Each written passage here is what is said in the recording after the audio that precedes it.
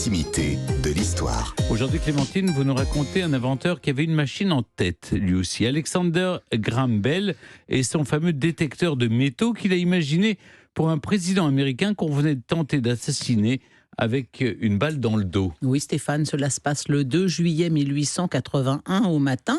Le président des États-Unis, James Abraham Garfield, s'apprête à prendre le train à la gare de Washington car il part en vacances, un repos bien mérité. Il est accompagné de ses deux fils et d'un secrétaire d'État dont il est proche, mais il n'a aucun garde du corps. Et alors qu'il se dirige vers la salle d'attente, un individu s'approche de lui et par deux fois lui tire dessus à bout portant. Si la première balle ne fait que frôler son épaule, la seconde l'atteint en plein milieu du dos. Dans tout le pays, l'émotion est immense. L'attentat fait la une des journaux qui publient chaque jour un bulletin de santé du président. Un président dont les médecins sont très inquiets car ils ne parviennent pas à localiser la balle.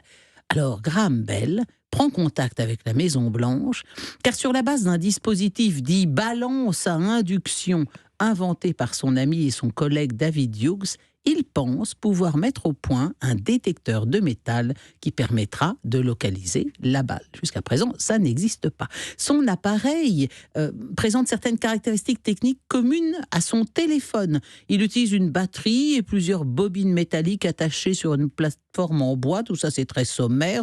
Ça génère un champ électrique. Et lorsqu'une bobine est passée sur le corps, si elle détecte du métal, elle répond par un cliquetis qu'on peut entendre sur un écouteur. Ne me demandez pas comment ça marche, je n'y comprends rien. Bon, alors bien sûr, Bell teste d'abord l'appareil avant de l'apporter à la Maison-Blanche, sinon il passerait quand même pour un rigolo. Donc il tire des balles dans une planche de bois, puis il tire des balles sur des carcasses d'animaux et les recherche à l'aide de sa machine. Le résultat est concluant. Alors, il l'applique sur le corps de vétérans de la guerre de sécession qui ont encore des fragments de balles dans l'organisme. Et là, apparemment, ça fonctionne. Il est temps d'essayer sur le président. Bon, la première tentative est un flop parce que Bell a ajouté à son appareil un condensateur. Alors, de quoi s'agit-il là non plus? Ne me le demandez pas. Et le bruit du condensateur empêche d'entendre le fameux cliquetis qui devrait révéler la présence ou pas de métal. De plus, le lit du président a des armatures métalliques. Alors apparemment, ça crée des interférences avec l'appareil. Bon, donc Bell va revoir sa copie, il bricole à nouveau son appareil dans un coin, il revient au chevet du président et là, on entendrait une mouche voler. Silence complet, on retient son souffle, on met le Garfield sur le flanc et son médecin, le docteur Bliss, passe la bobine le long de sa colonne vertébrale.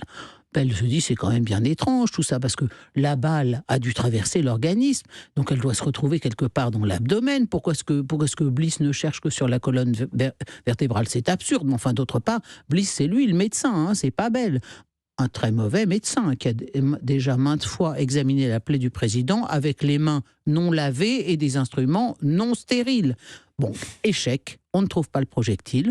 Cependant, Garfield reprend un peu de poil de la bête, donc on le transporte au bord de la mer dans le New Jersey. Il semble un petit peu récupéré.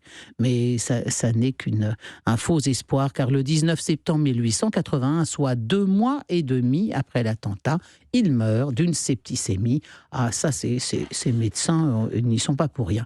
Son autopsie va permettre de retrouver la balle. Elle était à l'opposé, très exactement à l'opposé de l'endroit où Bliss avait passé l'appareil, du côté du pancréas. Elle n'avait lésé aucun organe. Donc si ces médecins n'avaient pas été aussi mauvais, s'ils n'avaient pas trifatouillé la plaie avec leurs mains sales, le président Garfield aurait pu survivre. Mais au fait, qui était son assassin et quel était le mobile du crime? C'est vrai. Oui. Il se nommait Charles Guiteau. Je trouve ça très inquiétant parce que c'est un nom qui me paraît très français, mais j'ai pas réussi à retrouver son origine. Alors le jour du drame, un policier l'a arrêté alors qu'il allait s'enfuir très tranquillement en calèche. C'était un avocat raté qui a fait plusieurs fois faillite et c'était un plagiaire. Et comme il avait écrit un vague discours de soutien à l'investiture de Garfield, un discours que d'ailleurs il n'avait jamais eu l'occasion de prononcer, eh bien il considérait que son travail d'écriture devrait lui valoir au moins un consulat ou une ambassade. Il briguait le consulat des États-Unis à Paris. Alors il a commencé à faire le siège de la Maison-Blanche, quasiment quotidiennement. Garfield l'a reçu une fois, et puis vite il a demandé à ce qu'on le débarrasse de cet importun qui tenait plus du clochard que de l'avocat.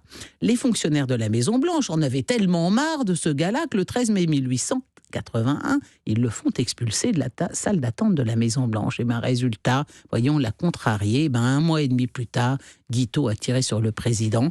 Durant son procès, il va prétendre qu'il a agi sur ordre de Dieu et qu'il était fou à ce moment-là. Vrai ou faux, en tout cas, il envisageait sérieusement, après sa libération, de donner des conférences et de se présenter au présidentiel de 1884. Mais à ce moment-là, il avait déjà été pendu haut et court depuis belle lurette. Malgré tout, l'affaire Guiteau est l'un des tout premiers cas dans l'histoire de la justice américaine où l'irresponsabilité pour cause de folie fut examinée. Merci Clémentine. Mais alors cette machine ne marchait pas. Mais si elle marchait, mais ils n'ont pas trouvé la balle. Parce qu'ils l'ont pas. Il fallait la passer sur tout le corps. Oui, là, il est resté uniquement sur la colonne vertébrale. Donc ça n'a pas fonctionné. Pourtant, S'il l'avait laissé allongé sur le dos, qu'il était passé là du côté du bedon, sur le flanc. On aurait trouvé la balle. Parce qu'un corps, c'est pas si grand que ça. Ils auraient pu faire un petit effort et passer devant aussi. C'était des cossards, que voulez-vous que je vous dise.